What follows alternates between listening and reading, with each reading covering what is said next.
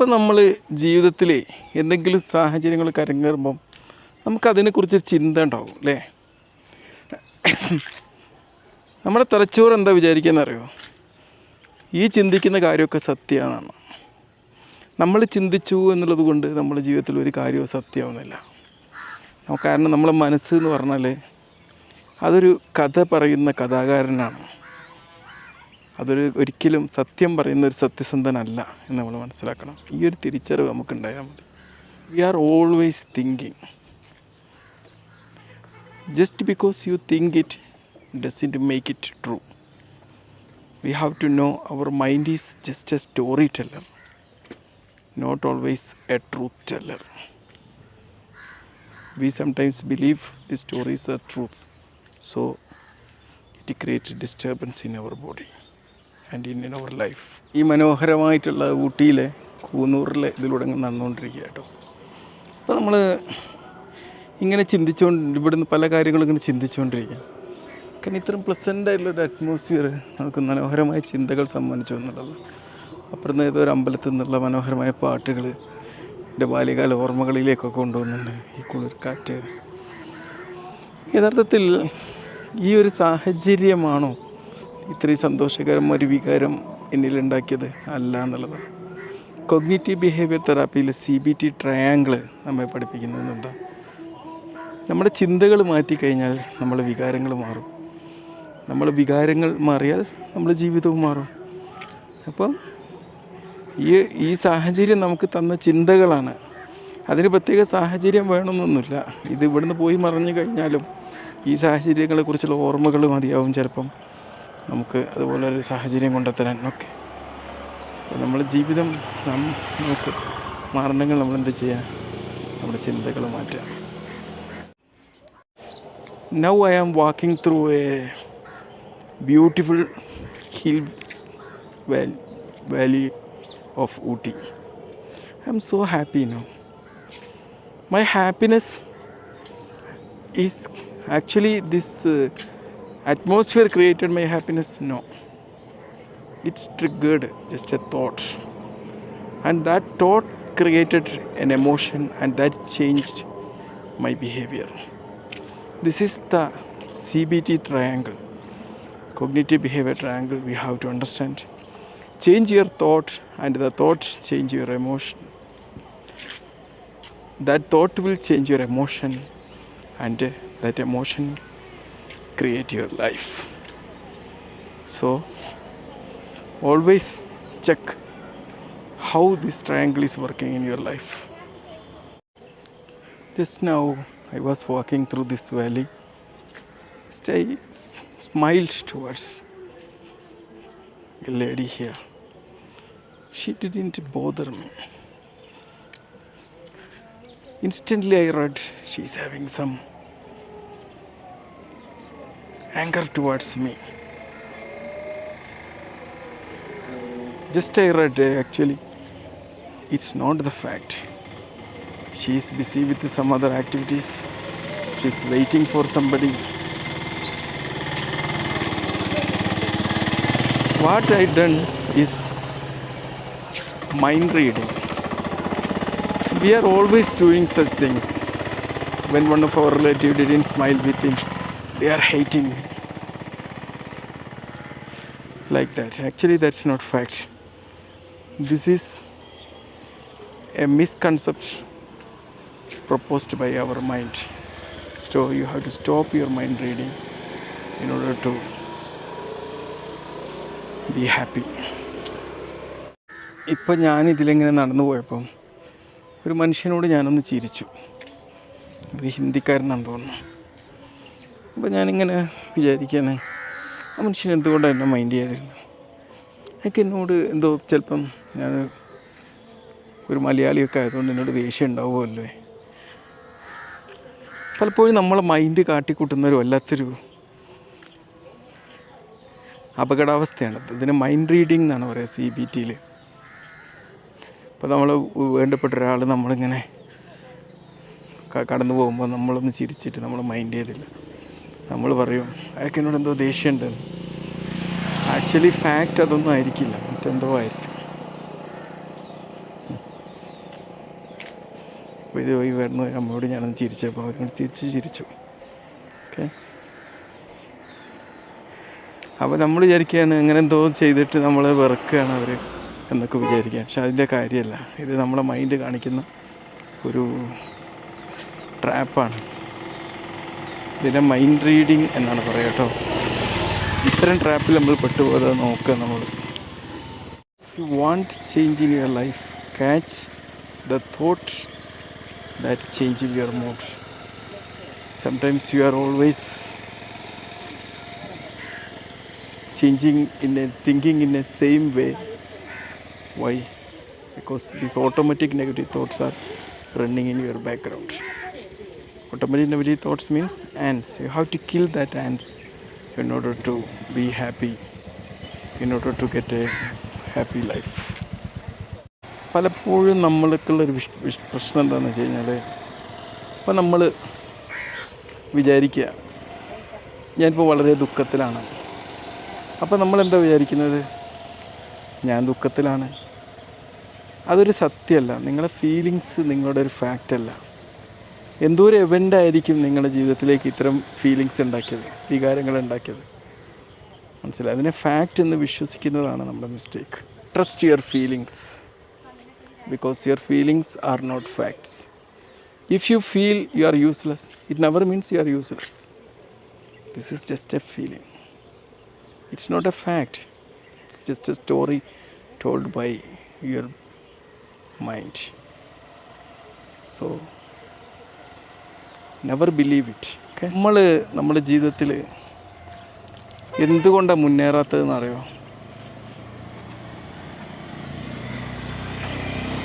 പലപ്പോഴും നമ്മൾ ജീവിതം നമുക്ക് തന്ന ഫീഡ്ബാക്കുകളെ നമ്മൾ വിധിയായി വ്യാഖ്യാനിച്ചു എന്നുള്ളതാണ്. ഒരു കാര്യം നിങ്ങൾ എഫോർട്ട് എടുത്തു, കുറച്ച് പരാജയപ്പെട്ടു, അത് നിങ്ങളുടെ വിധിയല്ല, അതൊരു ഫീഡ്ബാക്കാണ്. എന്തെങ്കിലുമൊക്കെ ഇമ്പ്രൂവ്മെൻറ്റ് വരുത്താൻ വേണ്ടിയിട്ടുള്ള വലിയൊരു സന്ദേശമാണ് അത് നൽകുന്നത്. അല്ലാതെ നിങ്ങളൊരു പരാജയമാക്കിയിട്ടില്ല. അത് ആ ഫീഡ്ബാക്ക് പഠിക്കാതെ, ഫീഡ്ബാക്കിൽ നിന്ന് പാഠം ഉൾക്കൊള്ളാതെ ഇതെൻ്റെ വിധിയാണ് എന്ന് വ്യാഖ്യാനിച്ചെടുത്താണ് മനുഷ്യൻ്റെ മിസ്റ്റേക്കുകൾ കിടക്കുന്നത്.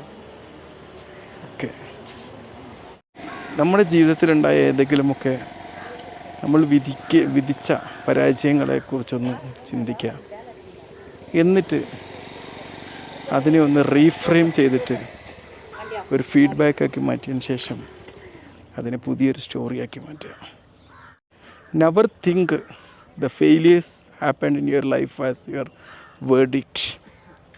It's just a feedback. It's just a feedback. We always think these feedbacks as our verdict, and we are not moving forward. Whatever happened in your life, you just imagine it and reframe it into a different story and go ahead. Whenever you feel angry, just pause for 5 seconds. That 5 seconds will save your life and your relationship. നമുക്കൊരാളോട് ദേഷ്യം തോന്നിയാൽ ആ ദേഷ്യം പിടിക്കുന്നതിന് മുമ്പ് ഒരു 5 second ഒന്ന് pose ചെയ്ത് നോക്ക്. നിങ്ങളുടെ ശ്വാസത്തിലേക്കൊക്കെ ശ്രദ്ധിച്ചിട്ട് ഒരു 5 സെക്കൻഡ് ഒന്ന് പോസ് ചെയ്തു. അത് തീർച്ചയായിട്ടും നിങ്ങളെ ജീവൻ മാത്രമല്ല, നിങ്ങളെ ബന്ധത്തെയും രക്ഷപ്പെടുത്തും എന്നുള്ളതാണ്. നമുക്കൊരാളോട് ദേഷ്യം തോന്നിയാൽ ആ ദേഷ്യം പിടിക്കുന്നതിന് മുമ്പ് ഒരു 5 സെക്കൻഡ് ഒന്ന് പോസ് ചെയ്ത് നോക്ക്. നിങ്ങളുടെ ശ്വാസത്തിലേക്കൊക്കെ ശ്രദ്ധിച്ചിട്ട് ഒരു 5 സെക്കൻഡ് ഒന്ന് പോസ് ചെയ്തു. അത് തീർച്ചയായിട്ടും നിങ്ങളെ ജീവൻ മാത്രമല്ല, നിങ്ങളെ ബന്ധത്തെയും രക്ഷപ്പെടുത്തും എന്നുള്ളതാണ്. ഏറ്റവും ശക്തമായിട്ടുള്ള ഊർജ്ജസ്വലമായിട്ടുള്ള ഒരു കംപ്ലീറ്റ് സെൻറ്റൻസ് ഉണ്ട്. വെറും 2 അക്ഷരങ്ങൾ മാത്രമുള്ള ഒരു കംപ്ലീറ്റ് സെൻറ്റൻസ്. അത് നോ എന്നതാണ്. ജീവിതത്തിൽ നമ്മൾ ഊർജ്ജസ്വലതയോടെ പറയേണ്ട ഒരു വാക്ക് നോ.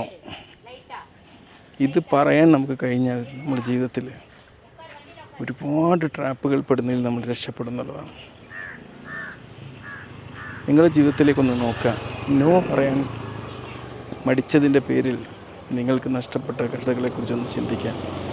എന്നിട്ട് ഉറക്കെ കണ്ണാടി പോയിട്ട് ശക്തമായിട്ട് കറേജിയസ് ആയിട്ട് നോ നോ നോ നോ എന്നൊന്ന് പറഞ്ഞു നോക്ക്.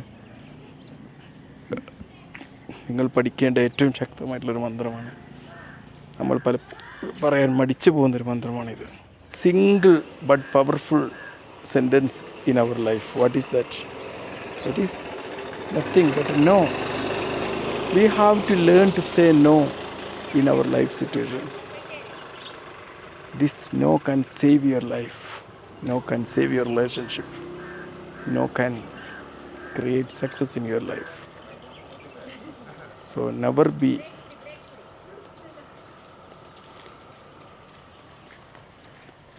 weak to say no. Just you go to your in front of your mirror and repeat the word no, no, no multiple times a day. ഇപ്പോൾ ഈ ചർച്ചിൻ്റെ മുമ്പിൽ ഇങ്ങനെ നിന്നപ്പോൾ ഞാൻ ഇവിടെ ഒരു വലിയൊരു മനുഷ്യനെ കണ്ടു കേട്ടോ. വളരെ ശക്തനായിട്ടുള്ള ജിമ്മിലൊക്കെ പോയി വരുന്ന മനുഷ്യനാണ്. ശരിക്കും ഈ ജിമ്മിലൊക്കെ പോണ മനുഷ്യനാണോ ശരിക്കും ശക്തിയുള്ള ആൾ? അല്ല എന്നുള്ളതാണ്. സ്വന്തം വികാരങ്ങളെ നിയന്ത്രിക്കാൻ പറ്റുന്ന മനുഷ്യനാണ് ഏറ്റവും ശക്തിയുള്ള മനുഷ്യൻ എന്നുള്ളത്. ഒരുപക്ഷെ ആ ശക്തി നമ്മൾ പുറത്ത് കാണൂല. ജീവിതത്തിൽ ഓരോ സിറ്റുവേഷൻ വരുമ്പോൾ നമുക്കവയെ കാണാൻ പറ്റുന്നതാണ്. Head of this church, I met a person. He was coming from a gym and he was a great muscle man too.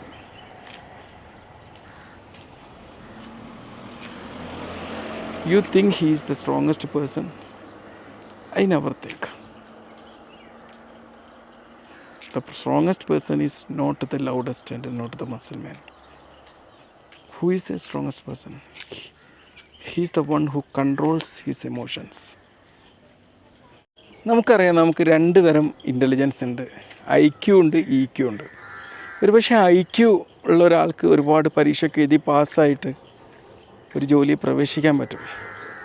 പക്ഷേ നിങ്ങൾക്ക് കിട്ടിയ ജോലി നിലനിർത്തണമെങ്കിൽ, അതൊരിക്കൽ നഷ്ടപ്പെടാതെ സൂക്ഷിക്കണമെങ്കിൽ നിങ്ങൾക്ക് വേണ്ട ബുദ്ധി അത് IQ-വിനേക്കാളും EQ ആണ്.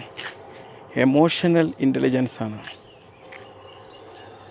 ഇപ്പോൾ നിങ്ങൾ ആലോചിക്കുക, ഒരു ജോലി കയറിയ ആൾ എപ്പോഴും ഇങ്ങനെ ദേഷ്യം പിടിച്ചുകൊണ്ടിരിക്കുക, അല്ലെങ്കിൽ ഒരു സിറ്റുവേഷൻ വരെ എപ്പോഴും ഇങ്ങനെ കരഞ്ഞുകൊണ്ടിരിക്കുക, അവർക്കൊന്നും ഒരു ജോലിയിൽ നല്ല രീതിയിൽ നിന്ന് പോകാൻ പറ്റില്ല. മനസ്സിലായില്ലേ? അതേസമയം ഓരോ സാഹചര്യത്തിനനുസരിച്ച് അവരുടെ വികാരങ്ങളെ നിയന്ത്രിച്ച് മറ്റുള്ളവർ വികാരങ്ങളെ മനസ്സിലാക്കി അതിന് അനന്തരഫലം മനസ്സിലാക്കി പ്രവർത്തിക്കുന്ന നല്ലൊരു EQ ഉള്ള മനുഷ്യന് അവർക്കൊരു ജോലിയിലെന്നും സ്ഥിരത ഉണ്ടാവും, ശമ്പള വർധനവും ഉണ്ടാവും.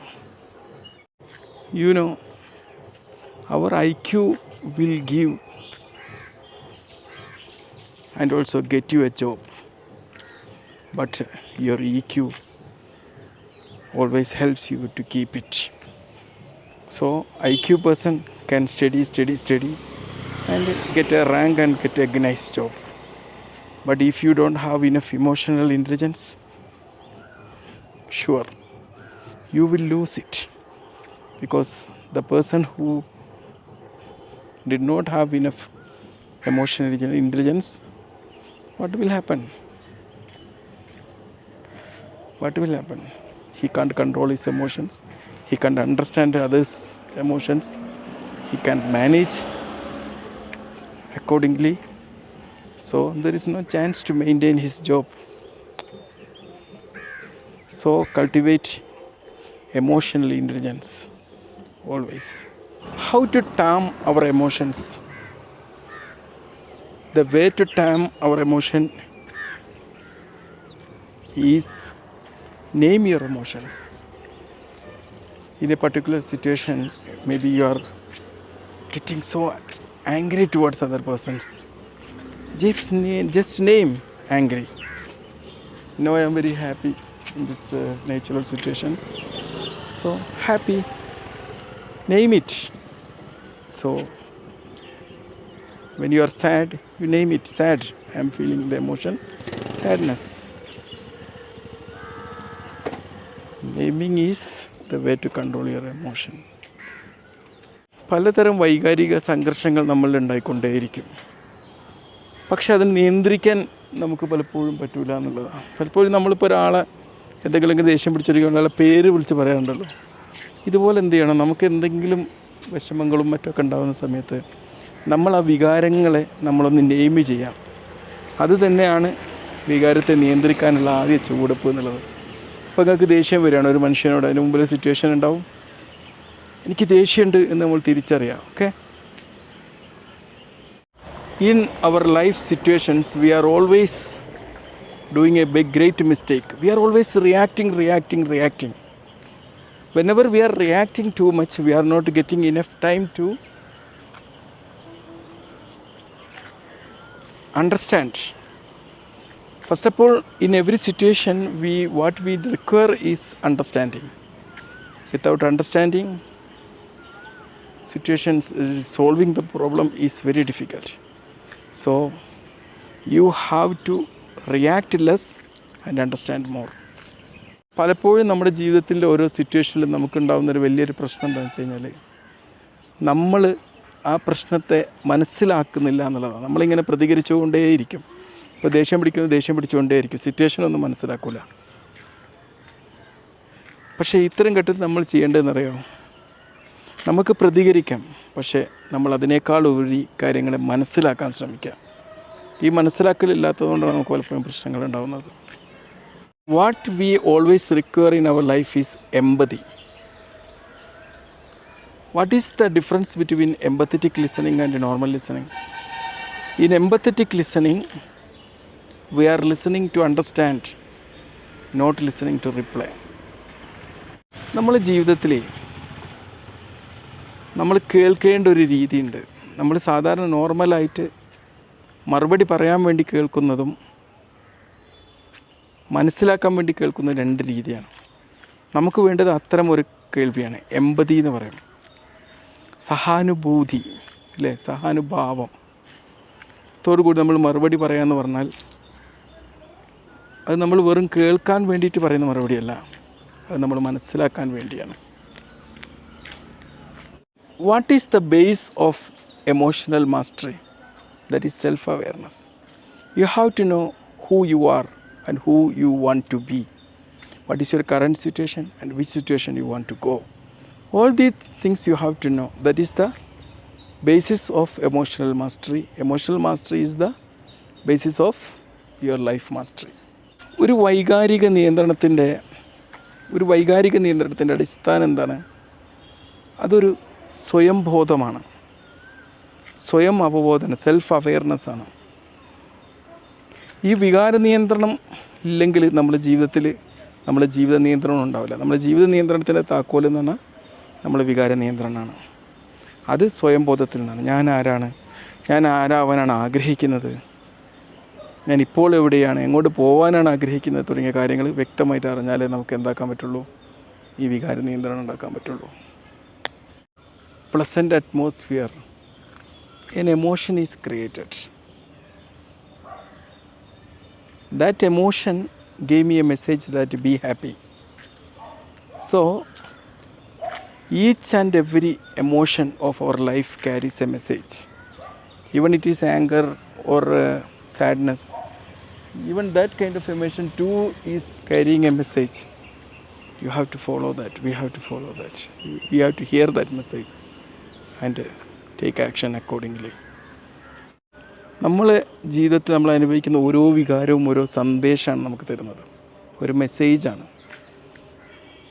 സന്തോഷമാണെങ്കിലും ദുഃഖമാണെങ്കിലും ദേഷ്യമാണെങ്കിലും നമുക്കൊരു മെസ്സേജ് തരും.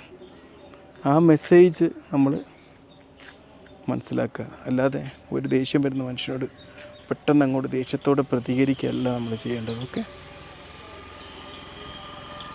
very nice. And you are maintaining it for yes 25 years. 26 years running. I'm third owner. Model 1996 model. You are traveling with this to multiple places. I'm up to Ooty, Kothiri, no long distance. You love it. But first owner, second owner are frequently going to Ayappan Ayappanmala Tirupati in this car. Oh, Because of my age old, I am only within 100 kilometers. but you are still young. Okay, You sir. are Thank still you. young. Thank you.